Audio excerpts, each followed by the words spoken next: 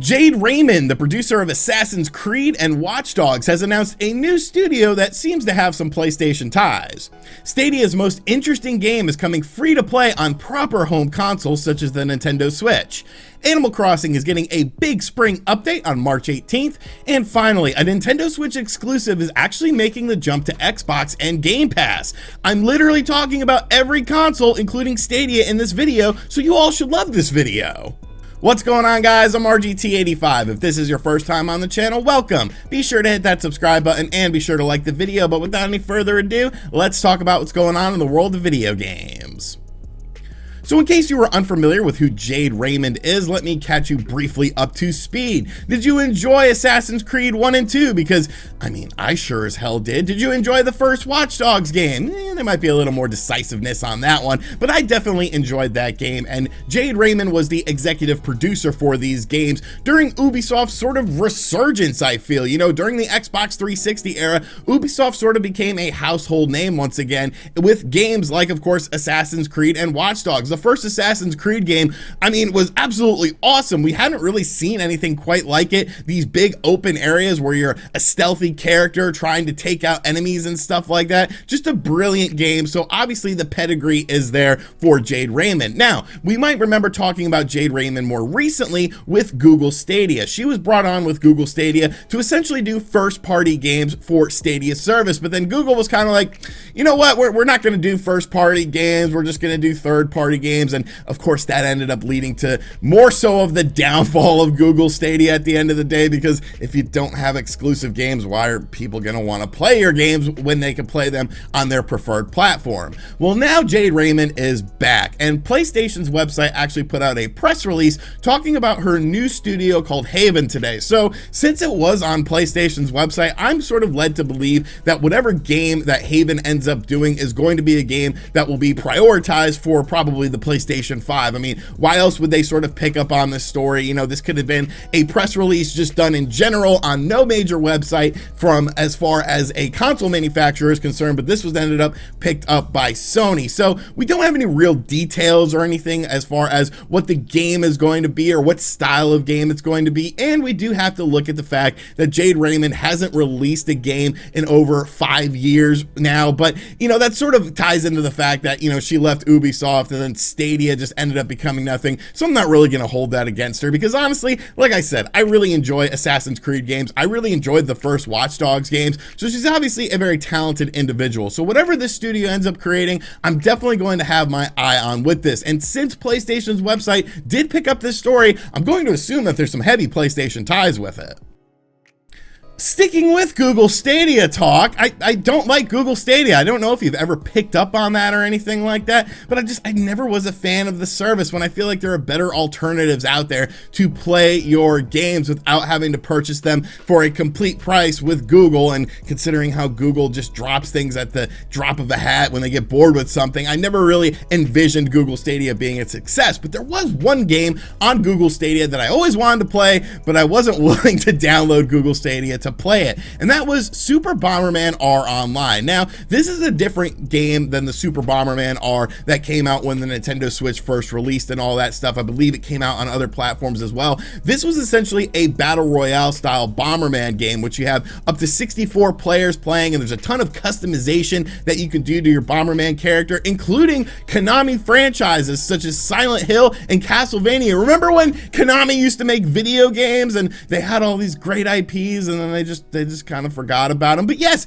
you can relive some of the memories in this game of Silent Hill and Castlevania with Super Bomberman R Online. Well, this was a free-to-play game on Google Stadia, but like I said, I never got around to checking it out on Stadia. But now Konami has announced that it is coming to proper home consoles, such as the Nintendo Switch, the PS4, and the Xbox One. And you know what? I'm very excited for this. As a fan of games like Tetris 99 and Super Mario Bros. 35, I think these Battle Royale style games for classic game IPs kind of works. And Bomberman is an awesome game. Like, the whole point point of Bomberman to me has always been the multiplayer aspect. Yes, they try to shoehorn in a storyline and stuff like that, but it's like, I don't care about this. I want to blow people up on a grid style map with various items and just have fun. So this game is going to be coming free to play to the Nintendo Switch, the PS4, and the Xbox One. There is no timetable on the release date of it, but according to Konami, this will be coming soon. So hopefully within the next month or two, it will retain that free to play aspect as well. So I'm very excited for this. I'm glad that now really the one reason I was sort of interested in Stadia is now coming to proper home consoles.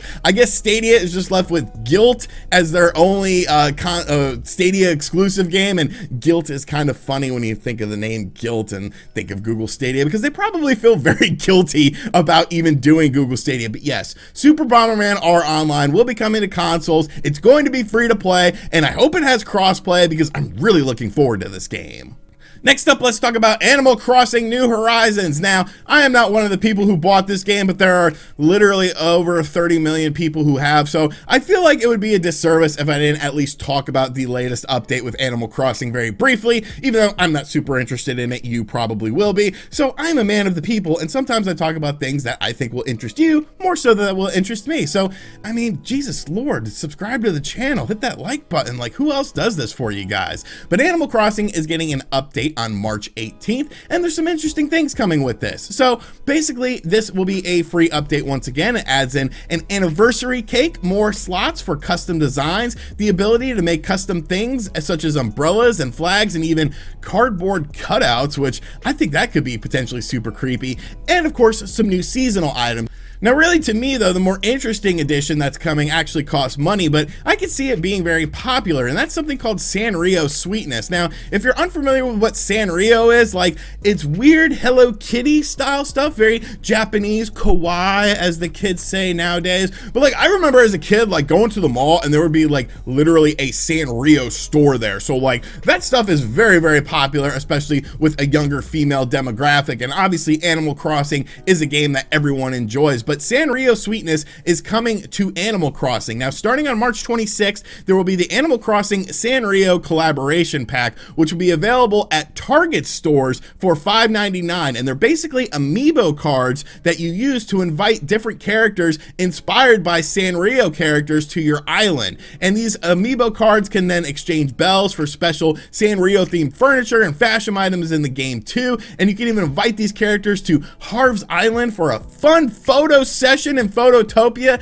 And yes, if you're a dude like me who's in his mid-30s with a beard and, you know, probably needs to lose a couple pounds. I have lost 4 pounds though recently. I'm, you know, dieting a little bit. You probably don't care about Sanrio stuff, but if you got a daughter or something, she's probably very hyped for this. It's kind of interesting that they're going with amiibo cards for this as well, because I thought the whole amiibo card thing was completely done with and over with, but it seems like this is a way to sort of give a little resurgence for it. Now, like I said, it does cost $5.99, so some people might be put off by that, but I think this is going to be very popular. The kawaii crowd is probably very excited for this, and I could sort of understand why, but it's not really my cup of tea.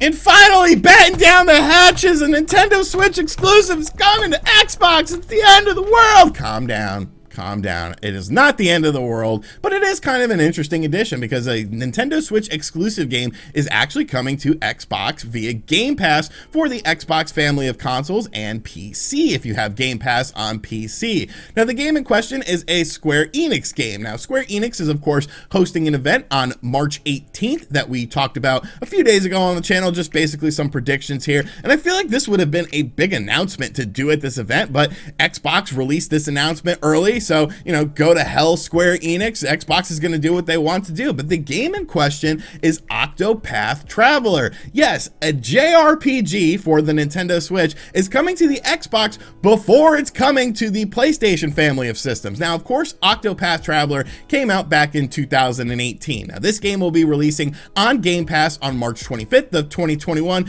So really, it's been like 3 years since this game released. And it's not like the game completely bombed on the Nintendo Switch either. It sold sold over 2 million copies, which for, you know, sort of a niche JRPG is very good. So I don't think this is necessarily indicative of, you know, Square Enix not being happy with the Switch or anything like that. They're just looking to sort of expand upon this game's, you know, sort of appeal to gamers. And this game did also release on PC. I believe it was last year it came out on PC. I could be wrong about that, but I know some people are going to get, especially like tribalists with exclusive games, are going to get very upset by this. Now, you might be saying, well, RGT, you love exclusive games, and you're completely right, I do. But I feel like there is a timetable with some of these exclusive games. You know, a game like Octopath Traveler, if you're playing it 3 years after it originally came out, like if you didn't play it within those 3 years, you probably weren't that interested in it if you owned a Nintendo Switch. So this game coming to Game Pass, to me, isn't really a big deal. You're going to see stuff like this with Final Fantasy VII Remake as well. Of course, that game is going to be going multi-platform very soon, as the year-long exclusivity for PlayStation platforms is just about up, as that game came out in March of 2020. So I expect that to be at this event as well. But I feel like, you know, timed exclusives are just something that we are having to deal with in the video game industry now, because video game companies are wanting to expand their games and expand their game libraries and make as much money as possible, because games are becoming very high to develop for. You're also seeing this with Monster Hunter Rise. Monster Hunter Rise is, of course, coming to the Nintendo Switch later this month, and then is releasing on PC next year. But I feel like as long as you get that initial exclusivity, like that's good enough for me, because that makes you want to go out and buy the game on day one to play the game before other people do. I do think it's very interesting though, just how crazy Game Pass is going right now, because holy shit, like they are adding so many games. You got all these Bethesda games, you got games like Octopath coming to Game Pass as well. It's like March has been the month of Game Pass, and there's just been so many games added to the service, and you never really know what to expect next. And the fact that a JRPG is coming out on an Xbox platform before it comes out on the PlayStation platform is absolutely crazy to me. Obviously, probably some money exchanged hands there. Nintendo did publish Octopath Traveler in the West, but they weren't really involved in the development of it or anything like that, so it's not like technically a Nintendo game is ending up on an Xbox platform. But maybe this could be a sign of future projects to come with Nintendo and Microsoft. When it comes to the video game world, obviously these two companies work better together than a company like Microsoft and Sony, or Nintendo and Sony. So, you know, it's really interesting to see though. I'm definitely going to be interested to see how Xbox diehards, you know, accept this game. Kid Smooth, I'm looking at you, buddy. I know you're now on that Bethesda bandwagon. Are you gonna hop on the Octopath Traveler bandwagon? I'm just messing around. Kid Smooth's a homie. But yes, Octopath Traveler is coming to Xbox Game Pass on March 25th, and I think that's a big get for Game Pass and Xbox in general. All right, so we had a lot of stuff to talk about in this video, so let me know what you think of everything in the comments section down below. And as always, guys, thank you for checking out this video. Like I said, if you are new to the channel, make sure you subscribe and turn on notifications. Check out other videos on the channel.